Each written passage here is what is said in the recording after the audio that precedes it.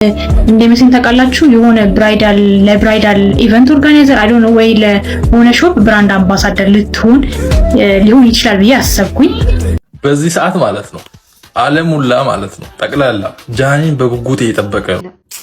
እንዶ የማምንህ መድኃኔዓለም እንዶ ክርስቶስ የሰው ምላስ እንጨት ያደርጋል። እንዶ መድኃኔዓለምዬ እነዚህን በመሃል ሲያለቀልቁ ሲያሽቃብጡ የነበሩትን ታርቀናል ብለው ኩስ ምን እንዳረጓቸው እንዶ መድኃኔዓለምዬ የሁለቱን ነገር አንድ አርገ እንደው አሳፍረ የሶሻል ሚዲያን እንደዚህ ወረኞች እዚህ የሚያለቀልቁት እንዶ መድኃኔዓለም አሳፍረ አሳየኝ።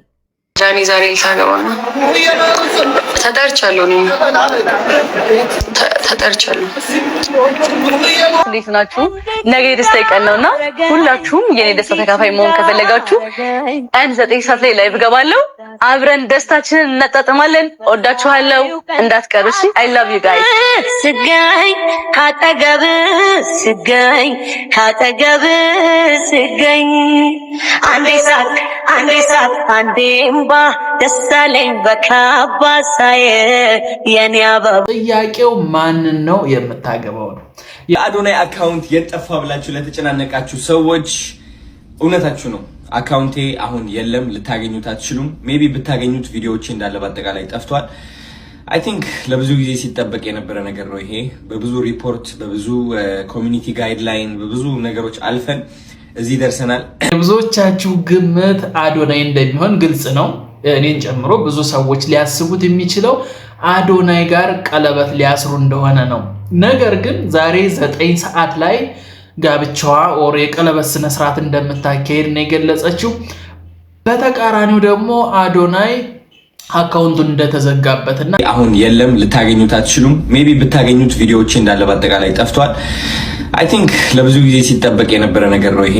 በብዙ ሪፖርት፣ በብዙ ኮሚኒቲ ጋይድላይን፣ በብዙ ነገሮች አልፈን እዚህ ደርሰናል። ኤኒዌይስ አዶናይ የሚል ይህ አካውንት ፎሎ አድርጉት ጋይስ። ቪዲዮዎቼን በዚህ አካውንት የምታዩ ይሆናል። ቲክቶክ ባን ካላደረገው ማለት ነው። 1 ሚሊዮን ፎሎወር ብናደርሰው ደግሞ በጣም ደስ ይለኛል እውነት ለመናገር። ያኛው አካውንቴ ደግሞ ቬሪፋይ ለማስደረግ እየሞከርኩ ነው ያለሁት።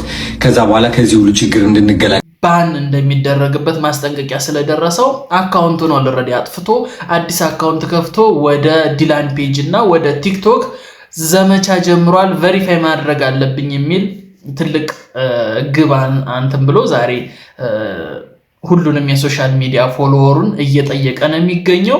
ይሄ ባለበት ሁኔታ የቀለበት ፕሮግራም ይኖራል ብሎ ለመገመት ትንሽ ቢያዳግትም ብዙዎቹ ከአዶናይ ጋር ቀለበት ልታስር ነው የሚሉ ሰዎች አሉ። ምክንያቱም ከተለያዩ በጣም ትንሽ ጊዜ ነው፣ እንደ ንግግራቸው ከሆነ ከ1 ሳምንት ከ2 ሳምንት በላይ አይዘልም። በዚህ ቅጽበት ከሌላ ወንድ ጋር ተዋውቃ ቀለበት ልታስር አትችልም። ከአዶናይ ጋራ የሆነ መስመር ሊይዙ ነው የሚሉ ሰዎች አሉ። እንግዲህ ዛሬ 9 ሰዓት ላይ የምናየው ይሆናል።